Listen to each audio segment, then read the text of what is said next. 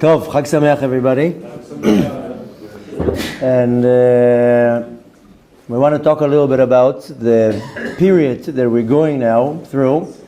It's called the period. The period is called the Omer.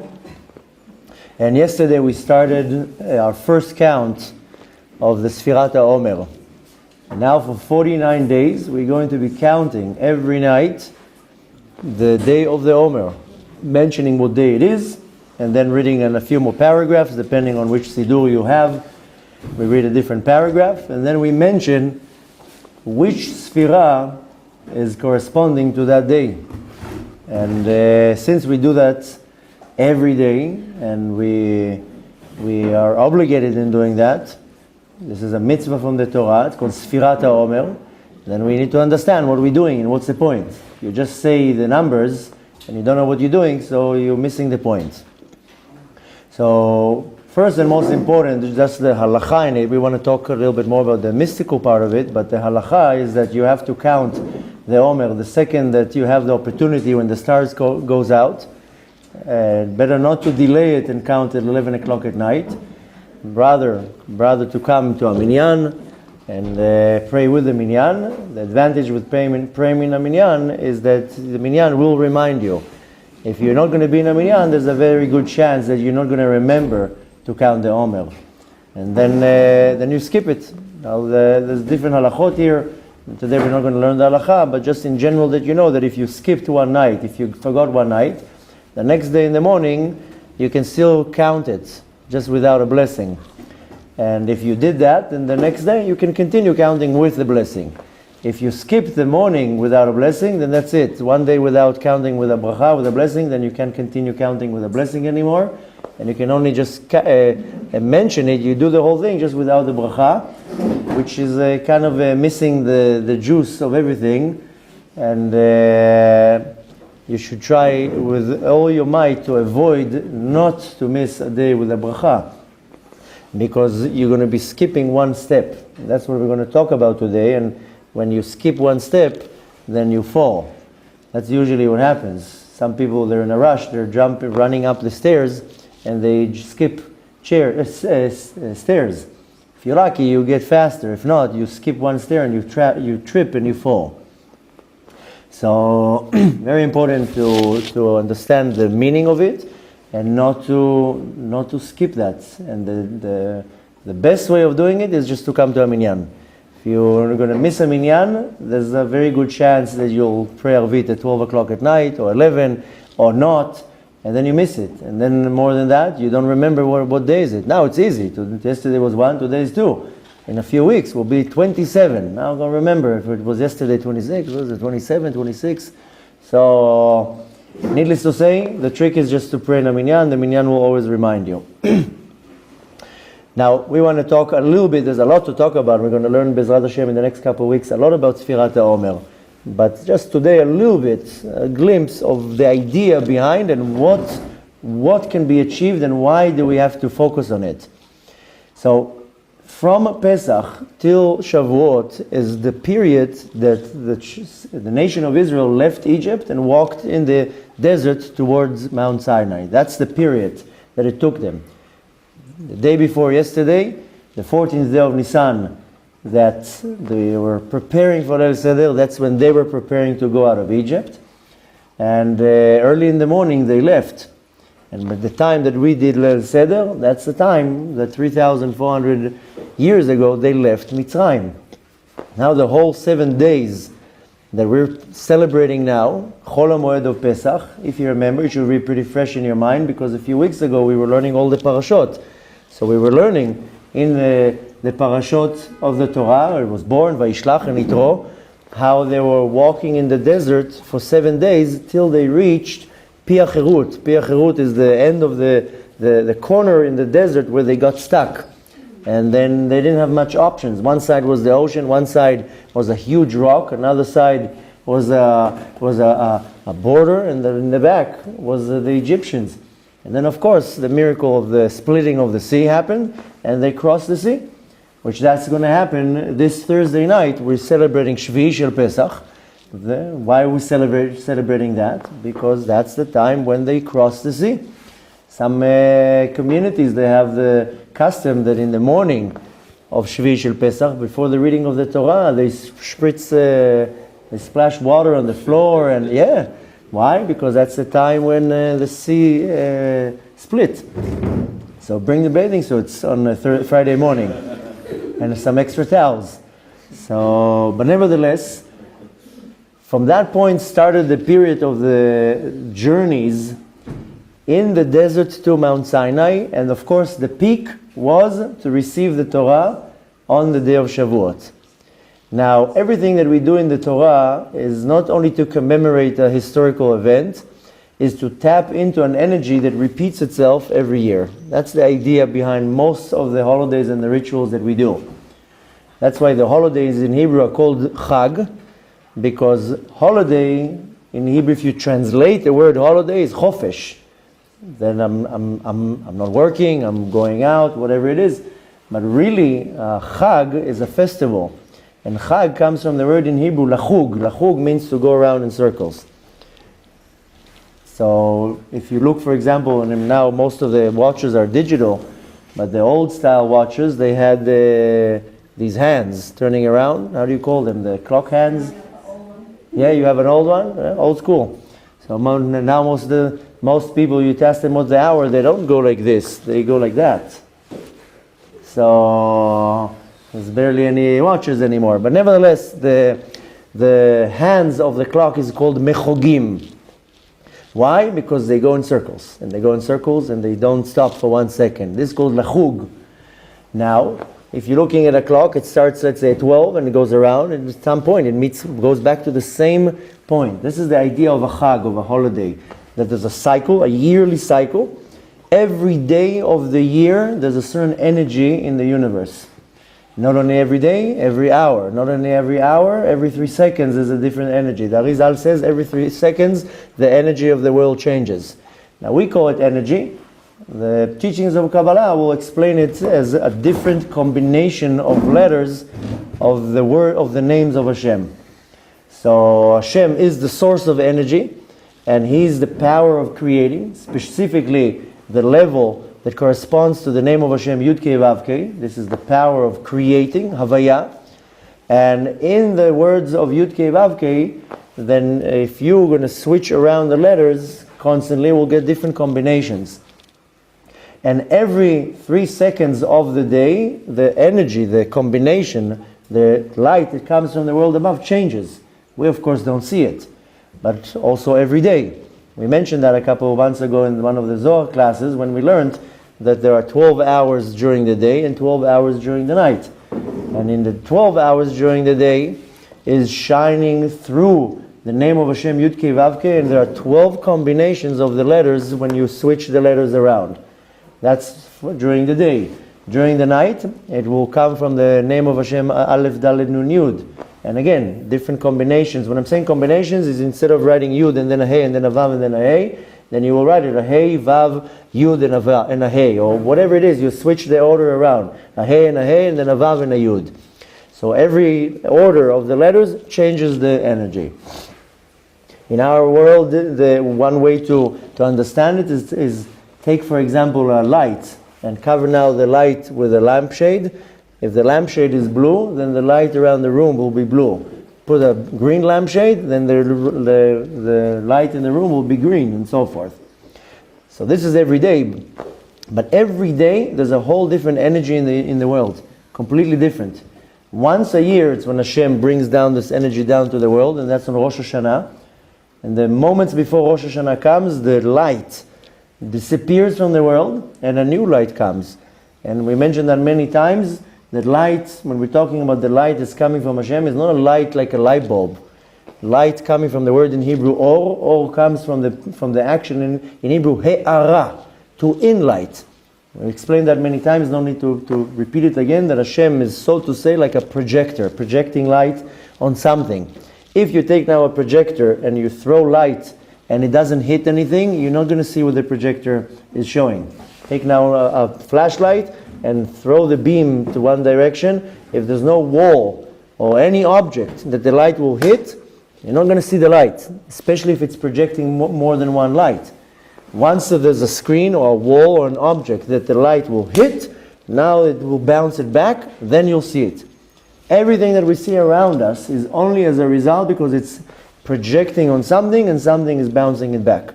That's why we see each other. Why do you think we see each other now? Technically, we see it because there's light in the room. But the way it works is that there are beams of light constantly thrown from one side to another, and if there's not going to be something to reflect it, then we're not going to see nothing. The Kadosh Baruch Hu is the projector. He's the one who's mashpia et hashefa. He's giving the energy. But has to be some type of a screen that it will be projected back. And these are the screens that the Kadosh Baruch Hu created at the time of the creation of the world, and the teachings of Kabbalah calls it tzimtzumim, contractions. These are screens. And these screens are what's letting the light project over or from it. And that's where we see a creation. In the world of Atzilut, there's no lights, shapes, forms, sizes, there's no nothing. Because there's nothing there for the light to hit, the light is mufshat. Mufshat meaning it's spread everywhere. There's nothing there, no object, physical or spiritual, that the light can reflect back from it, so there's nothing there. Only later on, when came another creation of another world, the world of Bria, that's the first time that there's some type of a spiritual boundary, a gvul, then there started to become creatures and creations there. But before that, there isn't such a thing. Needless to say, when it comes down for the world of Yetzirah comes from the word in Hebrew tzura, shape, and then comes the world of Asiyah, the lowest world, where Hashem created here objects, physical objects, where this light can hit, and then it will bounce back, and then we see things in the shape how we see them. This is the idea of Or. A lot of people, when you tell them Or and Sof, the infinite light, they're imagining this big ball of light, or the sun, or a flashlight. That's not what it means. Rather, the He'ara, to shine. Now, every day, there's a different He'ara in the world. Great mekubalim, they're able to see that. They're able to see the change, what's going on. And not only that, we know that specifically that during the week there's a certain type of he'ara, certain type of energy, and on Shabbat there's a completely different energy. And going again to the example that many mekubalim, they knew exactly when Shabbat comes because they see the light changes in the universe. Here in Tzfat you also see that. Go 10 minutes before Shabbat, you'll see the sky, how it looks. You can't really miss it. You see that something in the universe shifting. Being that the fact that every day there's a whole different energy, then when we celebrate certain holidays, yes, on the literal level is to commemorate something that happened in the past. Like for example Pesach, we just celebrated Leil Seder because we left Mitzrayim. But really what we're celebrating is that there are specific days of the year that this he'ara, this godly light, is coming much, much stronger. And usually will come from a much higher place, and depending from where. So we have days like Pesach and Shavuot and Sukkot, and then we have some other holidays like Chanukah and Purim. The reason again that we celebrate it physically is because something happened in the past. Mystically and spiritually is because the light that shines that day is a very unique light. And if you know how to align yourself, you will benefit from that light, an energy, a power that should and last for you for the rest of the year. That's what we did just 2 days ago. On Leil Seder, a very special, high, godly light comes from a very high place. This specific light is a glimpse from what's called Ora Ganuz, the hidden light. Specifically, this is called the Ora Yechidah, a light coming from the level of Yechidah. And if I tune myself the right way by cleaning myself spiritually, physically, burning the chametz, etc., following every point in the Agadah, then I will receive this light. What does it mean that I will receive this light? That I will receive the power behind what that light represents. For example, now in Pesach, then the godly light that shines on Pesach is the power of going out of Mitzrayim. It's going out of my boundaries, out of my limitations. And if I receive it the right way, this light will sustain for the rest of the year, that every day, every hour, every minute, I have the ability to fight my Mitzrayim, my limitations. So between the period of Pesach and Shavuot, not only they were commemorating the fact that they were traveling in the desert, we are tapping into the energy of the world, of the year, that what happens every day from Pesach till Shavuot. We have to understand that this is a period of a journey from Mitzrayim to Har Sinai. Mitzrayim represents the impurity, and Har Sinai represents the purity, the kedusha, the holiness. That I have to go from one side to another side, specifically 50 days. We count 49 because the 50th day is when you reach to the 50th level. But this is a time of a period. Now, yes, we read in the Torah many different stories, and that actually happened. But in the stories in the Torah, there's hidden a lot of hints. And we know that in the story of the Torah, from Pesach to Shavuot, it's when they went through a lot of changes. Just imagine, from the moment they left Mitzrayim, 7 weeks later, they were standing on Har Sinai seeing God. 49 days before that, they were idol worshippers in Egypt. Same thing in our time. There's a period when we're going through some type of a change. And we have to acclimatize ourselves? Acclimatize ourselves, that's the way you would say? I have to, what? Acclimate myself to the change. I have to go with the change. If not, I don't know I'm sure you experience something like that, is that let's say you hang out with a certain group of people, and then you go for 2 months somewhere, and when you come back, you didn't grow with the group. The dynamic of the group changed a little bit, and you missed something. You missed what they went through. Same thing here. If you don't incline yourself to the change, how? Incline? Align yourself, whatever it is. What? Acclimate? Acclimate. If you have to shift yourself to go with that change. If not, you're going to miss the change. Now, between Pesach and Shavuot, there are 49 days. We count 49 days, which they represent 49 madrigot, 49 steps, so to say. The teachings of Kabbalah calls it 49 gates, specifically. If you see that in most of the books of Kabbalah, mainly by the teachings of the Arizal, it's all gates. There's no chapters. And all the ktavim, the scripts of the Ari they're called she'arim. Why? Because a sha'ar is something that you go from one place, you cross the gate to the next realm, to the next dimension, to the next step. So we have now 49 steps, 49 gates that we have to go through. Now, the meaning of Har Sinai is the mountain where we got the Torah, but this is a term. Mount Sinai represents completion, perfection. And we are going from impurity, from Mitzrayim, from imperfection, and our goal is to reach to the ultimate level of perfection. And this is Har Sinai, what's called Tachlit HaShlemut. Now, in the world of Asiyah that we are in, then we see everything as stories. In the world of Bria, in the world above, Atzilut, and even in between, in the world of Yetzirah, the story doesn't happen as we read it. We read it as a story. You know, the Torah has many different levels. If you would now, hypothetically, had a way to see how the Torah is written in the world of Yetzirah, it's totally different.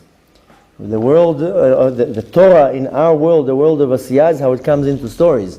But you know, the Torah is way above the worlds. The Torah is way above everything. You think that the Torah in the world of Atzilut is the story that you reread down here? It's a manifestation, one level after level after level. It manifests into a story.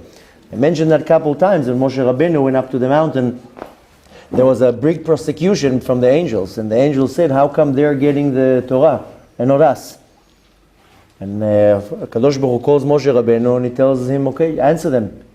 Moshe Rabbeinu was afraid. He was like, I'm going to answer these angels. They're going to burn me alive. So Hashem told him, put your hand on my chair. Don't be afraid. I'm next to you. Give them an answer. And Moshe Rabbeinu is standing in front of these huge, giant, spiritually angels. And now he has to give them an answer why we got the Torah and not them. They say, we're supreme. You are flesh and blood. You're full of bones and dirt. Why aren't we getting the Torah? So Moshe Rabbeinu went into a whole discussion with them, and he says, okay, let's see what it says in the Ten Commandments, and we'll see who deserves it. And what is the first commandment?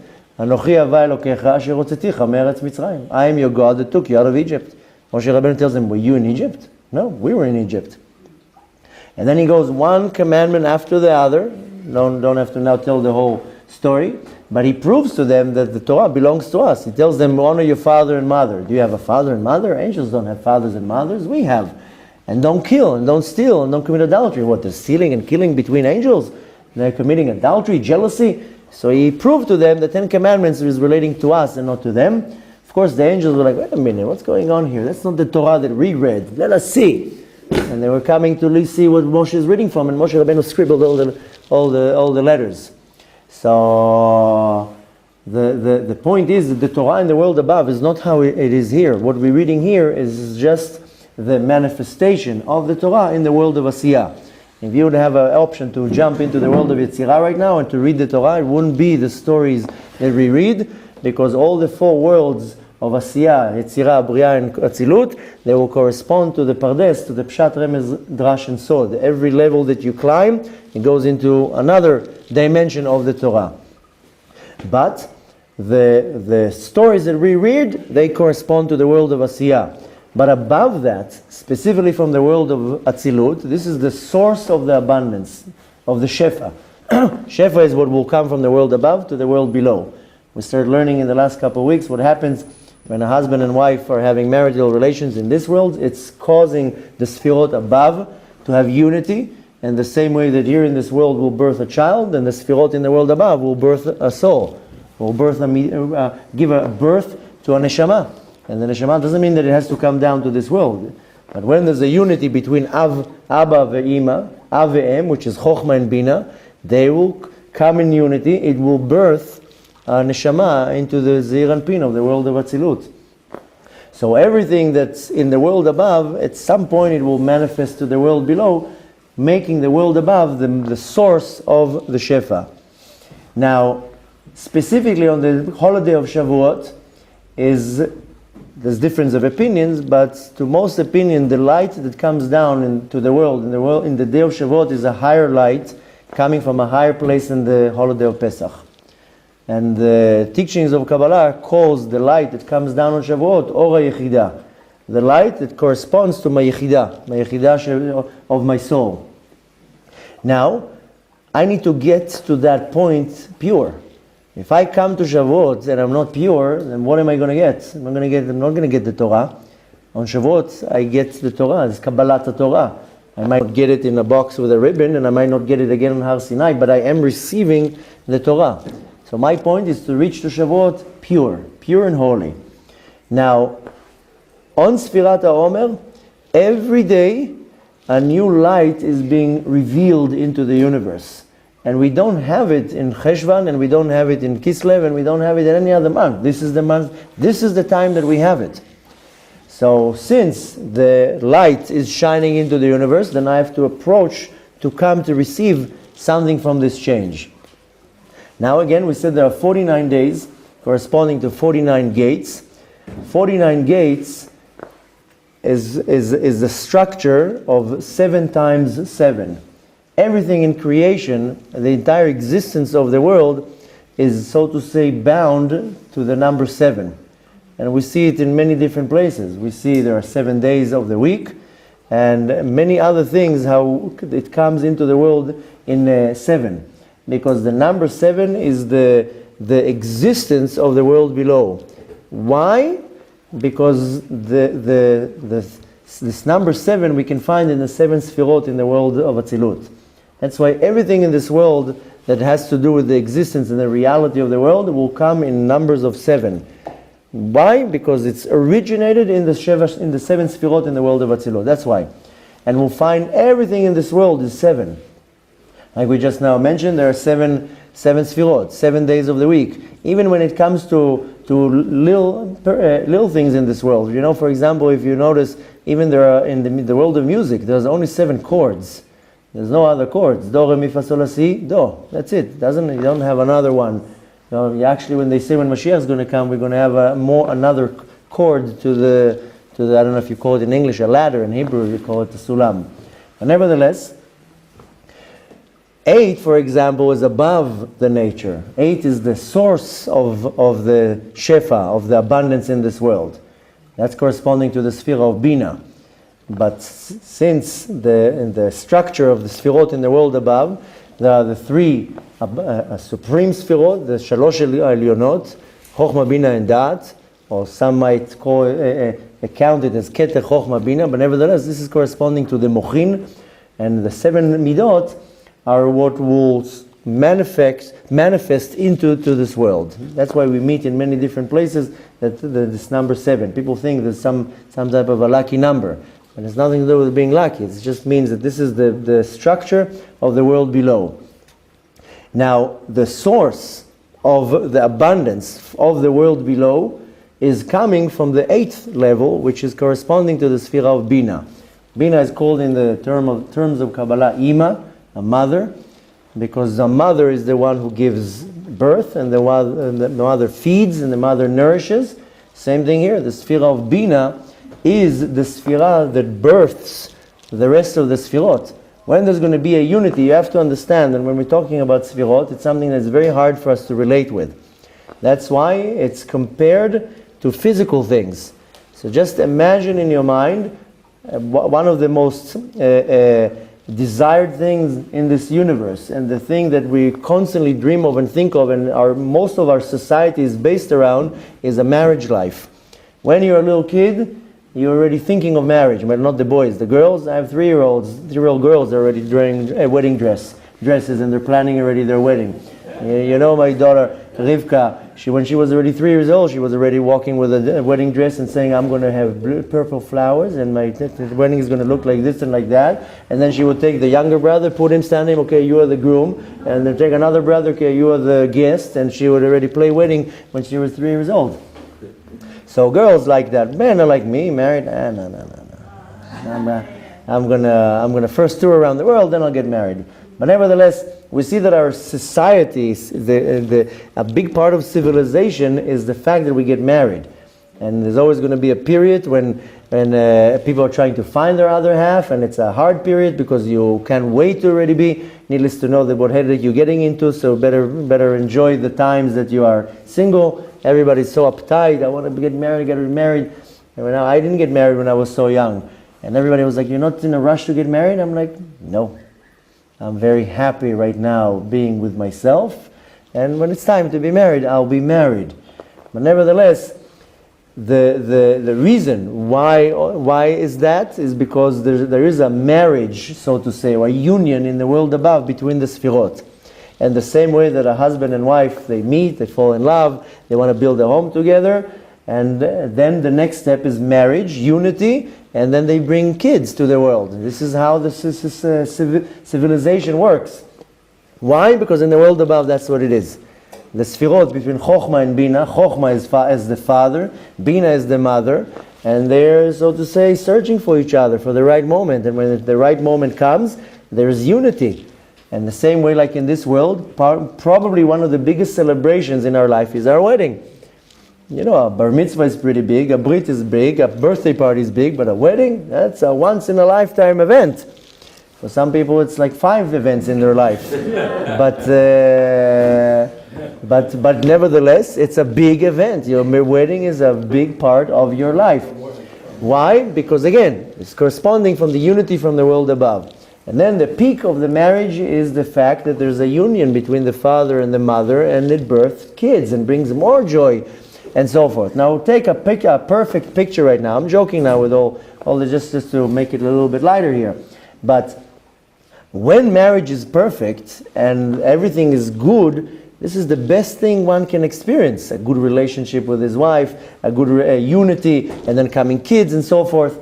Same thing is in the world above. When there's unity between Chochma and Bina, there's Simcha, there's Ta'anug, there's some type of joy and pleasure in the world above, and it will birth Midot, and it will birth souls. So that's where it comes from, as this idea of the unity. So Bina is the mother, And she's the source of the Shefa. That's one of the many reasons why we go to a mikveh. Because Bina, a person goes into the mikveh, is renewing the koach of the Bina. Because when I damage certain things, if I sin right now, then the power that I got from the Sphira of Bina, the power of development, I damaged it. And the mikveh has a way to rectify that, especially with women. With women is much more important because a woman, the root of the woman's soul is from Bina. So specifically for a woman is much more important, it's actually a chiyuv to go to a mikveh. Man is just an extra, but if a person would know really what a mikveh does, then he would sleep in the mikveh. But the reality is that the mikveh has the power of rejuvenating the power of Bina that got damaged. That's why we go every day to the mikveh. Mikveh corresponds to above nature. Nature is boxed, so to say, or defined in the structure of 7, Chesed, Gvura, Tiferet, Netzach, Hod, Yesod, and Malchut. But Bina is above the structure of the nature, the power of nourishment. That's why it says that when Mashiach is going to come, the light from the 8th level will be revealed. You know, David HaMelech in his violin, he had 7 strings. That's how you call it? Strings? Chords? No, strings. What? Strings. Mashiach, the kino, not the harp. Harp is Nevel. David HaMelech also had a kino. But when Mashiach is going to come, he's going to have 8 strings. I told you, there's going to be one more chord added. Mashiach is a revelation that is above nature. Now, the number 7 is representing what we call, in the terms of Kabbalah, gvul, betoch gvul, in something that is limited, in a limitation. And like I said, so many things that we see in this world that are with 7. When a boy is born, you count 7 days, then you do the brit. When a person dies, then you sit Shiva. There's reasons for that. Nothing was invented here because somebody was bored 2,000 years ago and tried to say, okay, let's see how we're going to annoy these guys right now. Let's come up with some annoying rules. That's not what happened. Something mystically happens and it manifests into the physical world. So we see again, when a child comes into the world, 7 days, you count 7 days, then the Brit Milah. Brit Milah is above the nature. The person dies, you sit Shiva. 7 days you sit. Then the neshama can be released from this world. So anything that has to do with the number 7 is what's called betoch gvul, something that is in a barrier, in a gvul, in a limitation. Excuse me? Boundary. A boundary. But 8 is above the boundary. This is already bli gvul. This is something that is infinite and borderless. Now, we know that the energy that is in the material, everything in this world has material. I don't know if to call it a material or substance, but here this is wood, and this is plastic, and this is a rock. There's a certain energy in it, and the energy is built from a structure also of 7, the number of 7. This is called the energia shebetoch hachomer. Now, the source of all that is coming from the Sphira of Bina. And like I told you, the Bina is called Ima. Bina is the power of rejuvenation, of bringing new birth. Now, this is again, we see again the number 7 because we celebrated Leil Seder, and for 7 days we celebrate Pesach, and on Shvi'i Shel Pesach is when they crossed the ocean. Why specifically they were in the desert 7 days before they crossed the ocean, and not 6? Again, we're reading the story, we're thinking that it's a historical event. Yes, it's after it's manifested, it will come down into the world as some type of an event. But really, there's a reason why there were 7 days in the desert and only crossed the ocean on the 7th day. Everything has meanings and reason for that. But nevertheless, on the 7th day, that's when they crossed the ocean. How is the ocean called? Yam Suf. Yam is an ocean. Yam, of course, is representing something that is covered. There's 2 worlds in the world above and in the world below that are called the revealed world, Alma Galia, this world. And there's a world above that's called Alma Kasya, the world that is not revealed, the world that is covered. On the time when the ocean was split, the world that is not revealed, Alma Kasya, revealed itself. When they went through the ocean in Hebrew is Yam. Yam is a numerical value of 50. Yud and Mem together brings it to 50, corresponding to the 50 gates that we have, gates of purity and gates of impurity. If you are on the side of purity, you're growing in the gates of purity. If you remove yourself to the other side, you'll go in the gates of impurity. In Mitzrayim, they were sunk into 49 gates of impurity. One more level, and even Hashem would not be able to take them out of there. So when they crossed the Yam split, meaning the structure of the 50 gates opened. And that's when they crossed the Yam Suf. Now, what really happened at the time when they were crossing? They moved themselves from Gvul to the Bli Gvul, from the finite into the infinite. That's what really happened there. The splitting of the sea. And again, going to the same idea, when we're reading the story again, the story originated in the world above. So when it manifested into the world, it affected the sea to be open. But in the world above, there was a split, an ocean, a rip, so to say, between the infinite and the finite and the infinite.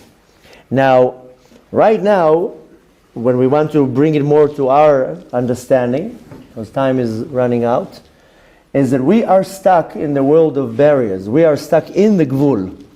The Gvul is a barrier, is a limitation. Now we went out of Mitzrayim, we went out of our limitation, I hope at least. Most people just ate matzahs, stayed up till 3 o'clock in the morning, and the next day back to square one, nothing changed. But the idea is that on Pesach we went out of our limitation. This is the whole idea that going out of Mitzrayim into Shavuot is going out of my limitation. Now, on Pesach itself, I mean, if you followed a lot of the classes we had before, then we mentioned on Leil Seder, everything that we do, there's a reason for that. The main physical thing that we were concentrating on Pesach in the Leil Seder was two physical things. One of them is a matzah, and one of them is wine. I hope your mind was on the matzah and the wine, not on the chicken that came at 2 o'clock in the morning. But the point is that the two physical things that we were dealing with was matzot and yain. Matzah and yain, they correspond to chokhmah and bina. Matzah is the chokhmah and yain is the bina. That's when we got the matzah and the wine together. We were eating, drinking, eating, drinking, eating, drinking, eating, drinking. From the matzah and the wine. Matzah and wine, matzah, wine. Why? Because matzah corresponds to chokhmah, to the Abba, and yain corresponds to bina. That's when we were receiving the light. If you did what you're supposed to do on Pesach, you received a very, very high level light in the time of the Leil Seder. Pesach is the time when we're receiving the light. Now, we have to keep this light, of course, and on Shavuot we're receiving even a greater light. That's why on Shavuot was the giving of the Torah, the Matan Torah.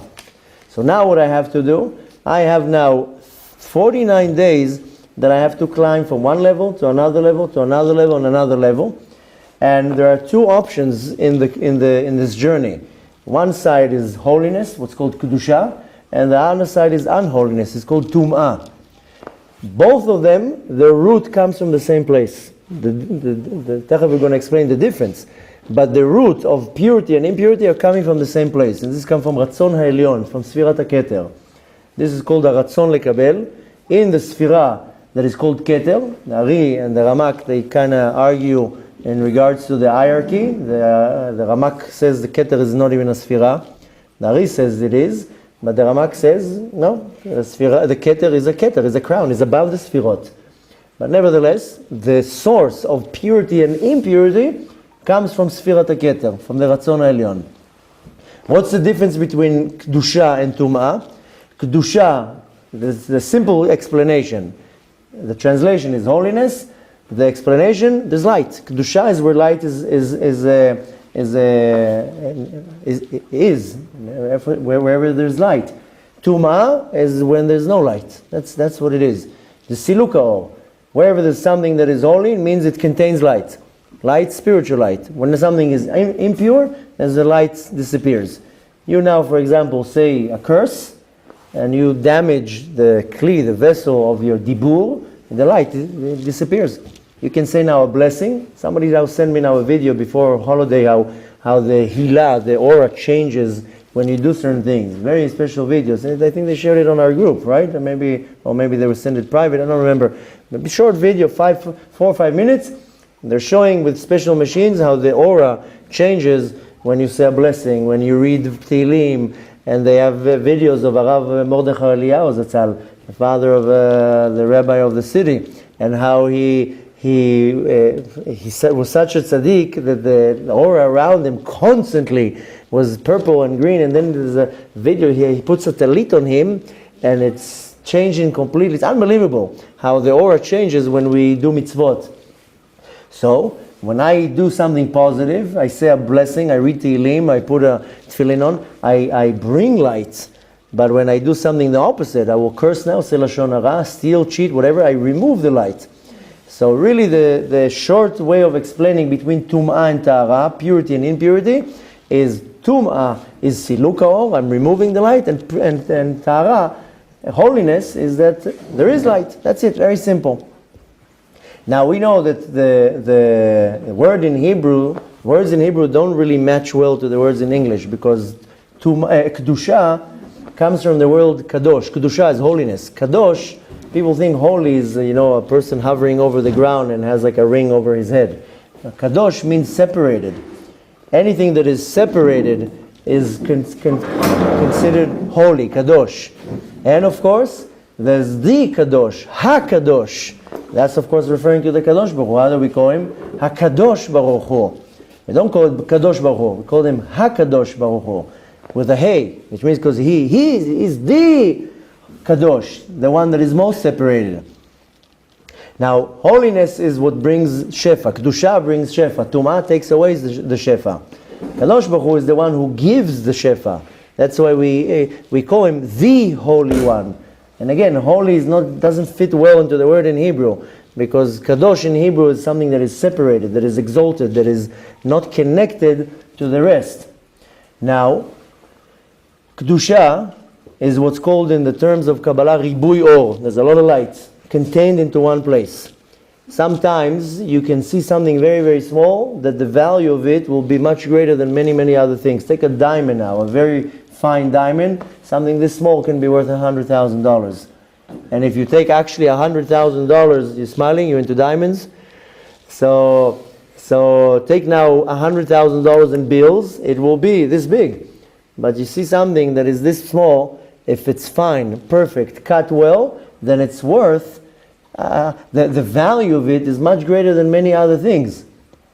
Same thing here. The more light is concentrated in something, the more kadosh it will be. And of course, how do you concentrate the light? With a gvul, with something that is with a limit.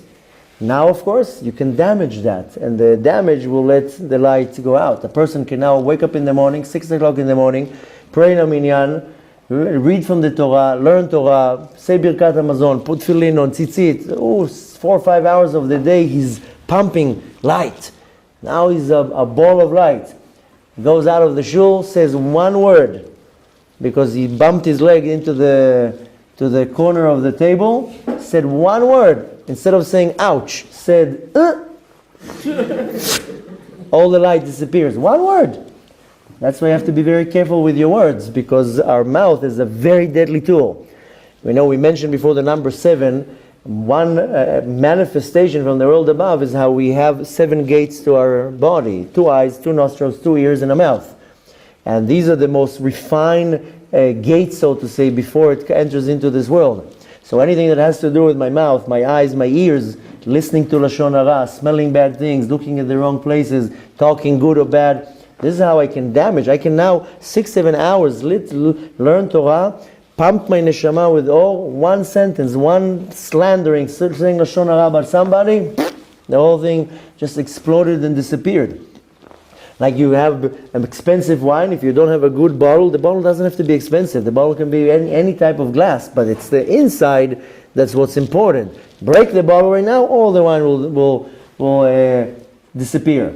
This is the idea of holiness is being contained, comes the impurity, and siluka, the light disappears right now. That's what we do all day long. we do good things. You don't have to be observant to do good things. Many people that are not observant, they do amazing mitzvot all day long. By the way, the fact that we have beards and yarmulkes doesn't mean we're better than somebody else. I know secular people that they might not put tefillin on, but they do many other mitzvot that we don't do. So one cannot put categories now people, oh, I'm better than this guy. Oh, let's leave to Hashem to calculate who's better than who. But nevertheless, as human beings, we create a lot of good. We do a lot of acts of kindness and charity and mitzvot, and we pump a lot of light, and then one sin, and everything disappears. So, again, just to define it, Kedusha is rikuz or, is concentration of light, and Tuma, impurity, is siluk or, everything breaks, and all the light disappears. And this is not only, by the way, I just give example with saying a wrong word and you will break, so to say, the barrier and all the light disappears. This can be also with my emotions. You can be jealous. You can hate somebody. The higher the levush is, the more refined the levush is, the more damage it does. You can sit now in your car and drive. I'm just saying a car. You can be in bed, you can be in traffic, you can be on a bus, whatever it is. The reason why I'm saying that is because that's when your mind starts working. Now you're listening to me. I hope at least. When you're talking to somebody, your mind is busy on the conversation, but when you with yourself, there's a conversation in your mind.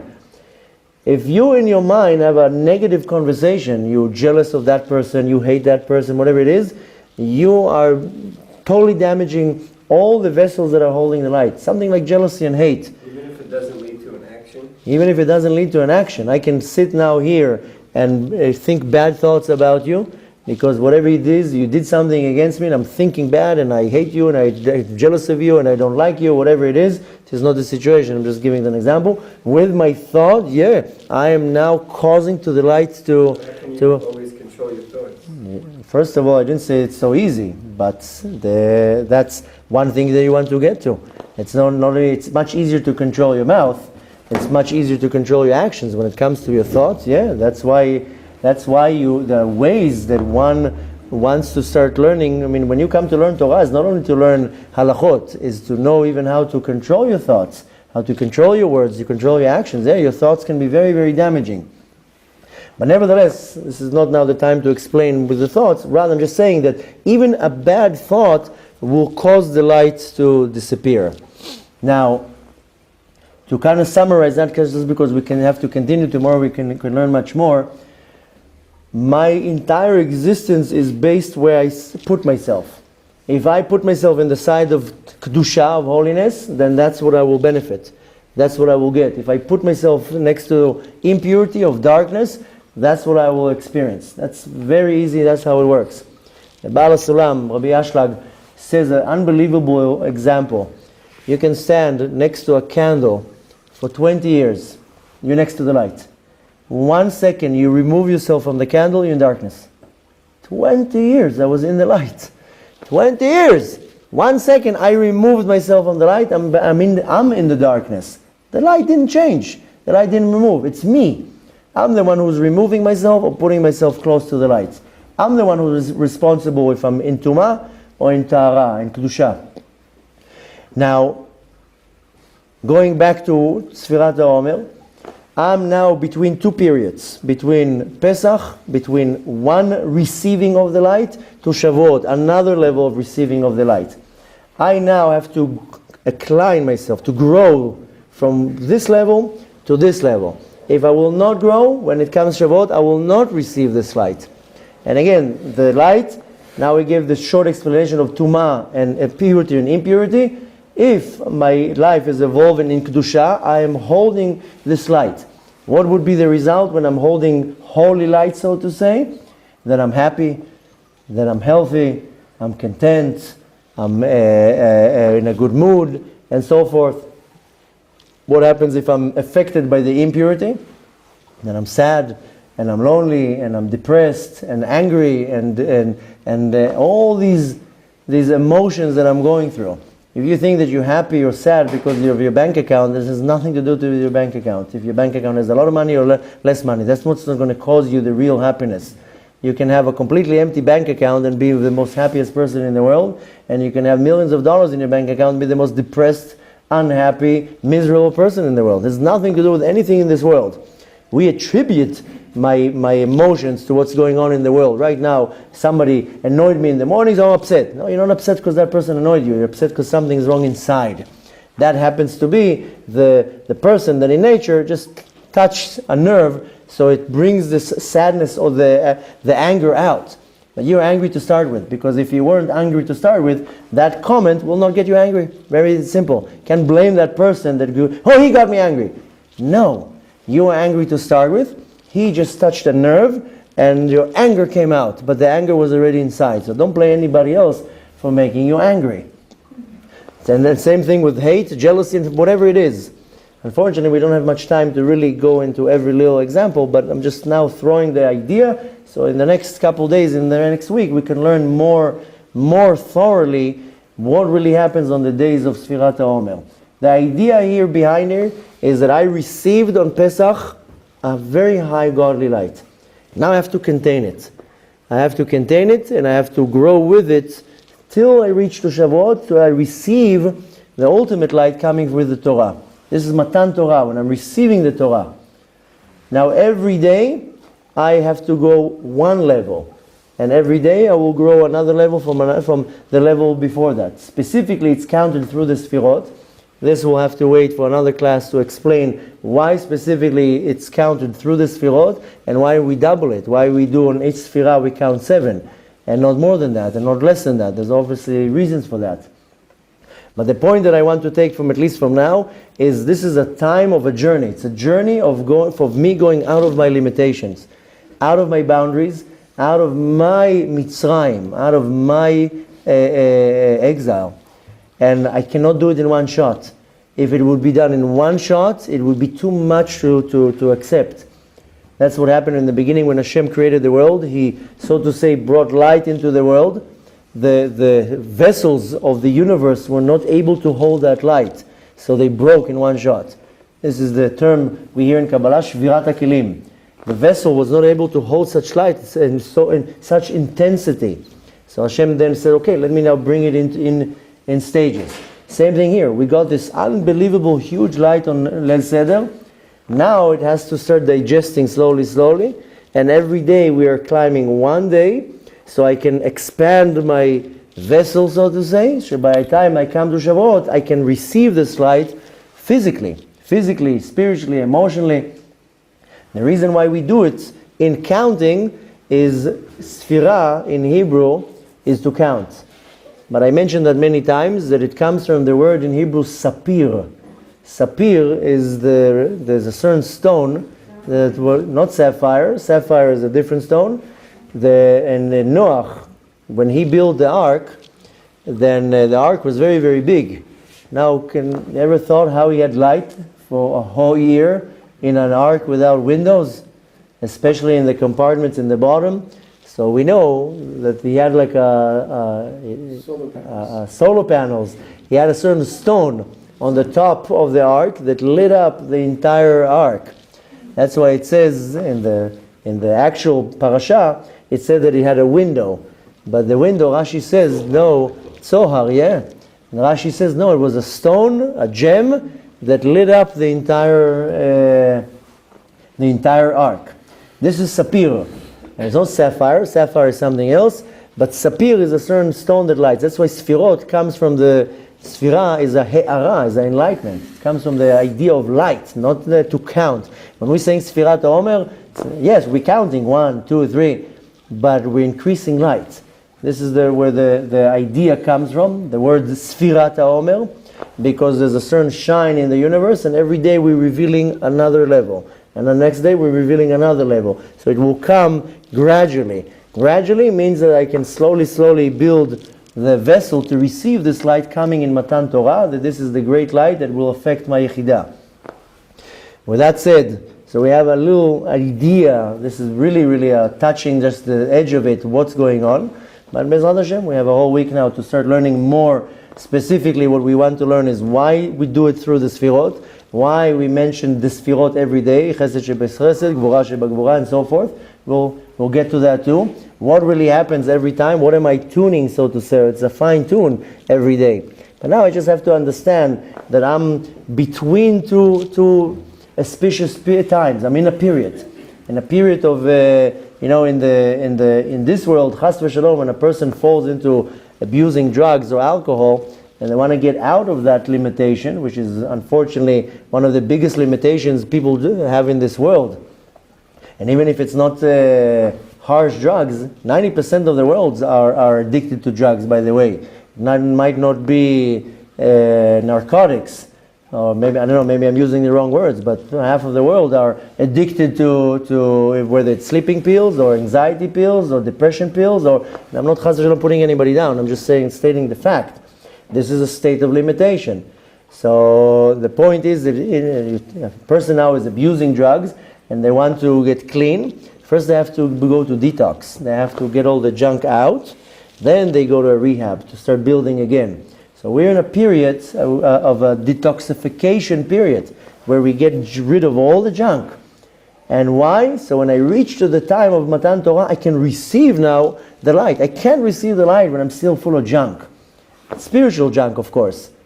Now, another thing, we'll talk about it also in a different class, is what do I want to do in the spirit? In the spirit, I want to, when I was cleaning for Pesach, is to pinpoint all my faults. Not the junk on the floor. Is to we had a class like that. I told you take a piece of paper and you start writing down all your faults. I'm jealous, I'm lazy, I'm sloppy, I'm quick to anger, I'm very impatient, whatever it is.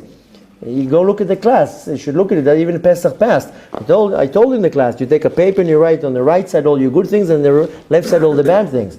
But this is the period where I want to start removing everything. I have an issue with jealousy. I have now 7 weeks to refine myself. Start removing this jealousy from whatever it is, whether it's anger and many other things that I feel that are stopping me and slowing me down. You start removing them. You detoxify yourself. You get all the junk out of your system. Why? So when Shavuot comes, I can receive the Torah. Ezrat Hashem, we're going to continue more classes every day in this week, so we can more realize what we need to do, how we need to do, how is it coming about, why the Sfirot, why the counting, and so forth. But just the last thing to conclude, when we say Sfirat Omer, it's not the counting of the Omer, it's enlightening the Omer. It's bringing the Sfirot, is enlightening the Sfirot so they will shine perfectly. That's one of the many reasons why we're mentioning the Sfirot, because the Sfirot are, again, Sfirot is a he'ara. If I darken it with a sin, then it's not shining the right way. We learned in the book of Sha'arei Kedusha, now we're learning that if a person doesn't do a certain mitzvah or does a certain sin, he's cutting one of the channels and that organ doesn't get the life to it. I want to make sure that all 49 of these lights are shining. So every day I'm shining one part of the Sfirah. Yesterday was Chesed Shebachesed. I'm shining, so to say, this part of the Sfirah. Like, we have a professional diamond dealer, or well, he can explain to you. You take a diamond that is raw, it's worthless. Start shining it and cutting it and polishing it. That's how it becomes valuable. So every day now we're shining one part of the Sfirah. That at the end of the day I have a perfectly shined system that then I can receive already the Or Shebaychidah. Other than that, it won't be able to filter down. So every day I'm shining. Don't think it is counting, rather shining. Cutting one little piece of junk off my neshama. So don't look at it as counting, even though we're mentioning echad, time, and so forth, ayom echad la'omer, and so forth. But you have to, in your mind, I'm shining now. And of course, we will learn every day, what do I want to shine today? Because, excuse me? What do you want to shine today? Today we want to shine. Yesterday we shined the chesed shebachesed. And we spoke about it yesterday, that even when I do chesed, I have to do chesed, kindness, in the chesed that I'm doing. Because I can give you now a nice check, a donation, and tell you, here, come and eat in my meal, and I'm doing chesed, I'm doing kindness. But is it really kind in there, or is there some type of an agenda? Or there's something that is not 100%? So I have to now shine the chesed that I do with chesed, put chesed in the chesed. And today we're going to do gvura shebachesed. Now I have to empower that even when I give chesed, it has to be with a certain limit.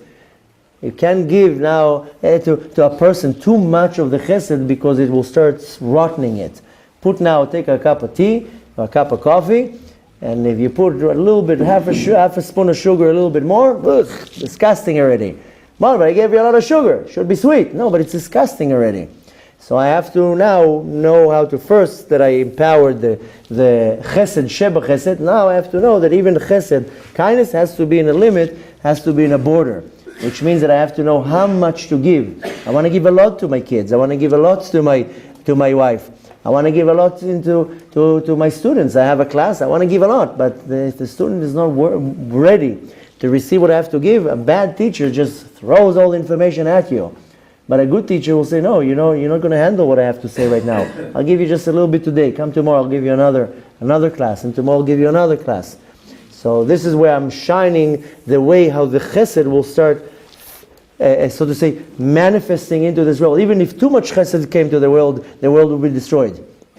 Water corresponds to chesed. When it rains, this is called chasadim. But look at comes a mabul, a flood, it will destroy everything. So even if too much chesed would come into the world, it will come as a destruction. So we have to know that, I want to bring chesed into the world, but it has to come in the right way and in the right quantities that it's not going to destroy. Yes, people, I don't have to say doctors or nutritionists, they say you have to drink 2 liters of water a day. Yeah, but you have to drink a cup every half an hour, not 2 liters in one shot. To do 2 liters in one shot, you'll flood your stomach. Nothing is just going to do more damage. But nevertheless, drink 2 liters a day, okay, now a cup, in half an hour, another cup, so forth. רבי חנניה בן הקשיא אומר, רצה הקדוש ברוך הוא לזכות את ישראל, לפיכך הרבה להם תורה ומצוות שנאמר, אדוני חפץ למען צדקו, יגדיל תורה ויאדיר.